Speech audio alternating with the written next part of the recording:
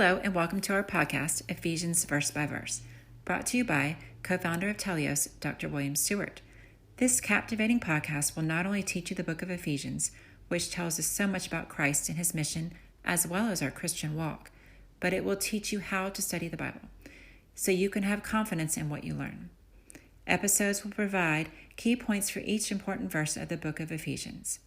Thanks for joining us on this exciting biblical journey. Hello, I'm William Stewart. Welcome back to our verse by verse study on the book of Ephesians. Such a great study, such a great book. Wow. Tells us so much about Christ, his mission when he came to earth to bring us salvation, and the Christian walk.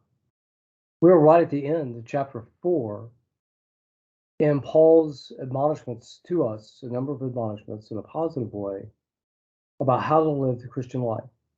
He's focusing primarily on speech and some on action.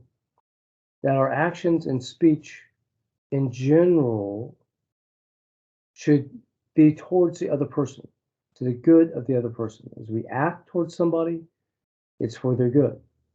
As we speak to somebody, it's about them, helping them and their needs. So in verse 31 today, and the King James says, let all bitterness, wrath, anger, clamor, evil speaking be put away from you with all malice. So the word here for bitter is pikria, a general word for bitterness. Thumos, the first word for anger here, is sort of a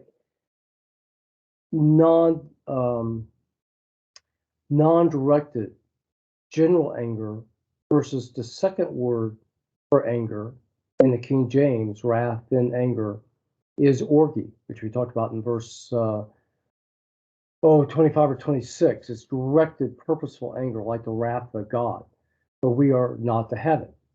Clamor, crowdy, otherwise an outpouring of yelling or whining, tumult, disruption.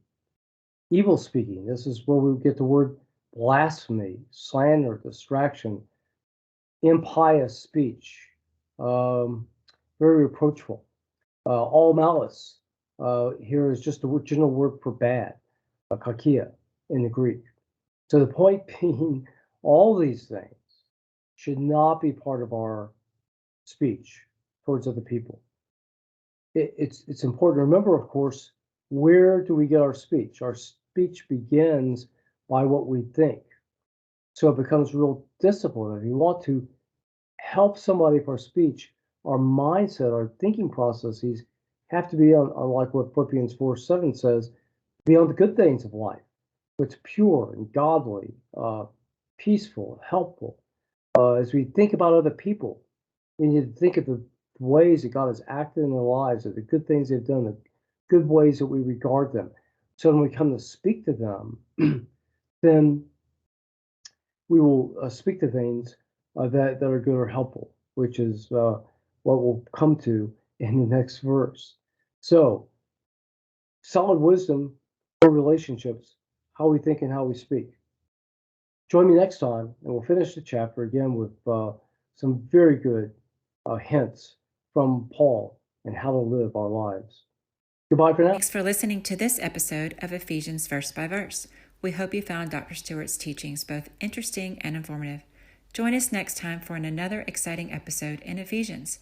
To listen to all episodes, please visit our website, teliosresearch.com, TELEIOSRESEARCH. Thank you.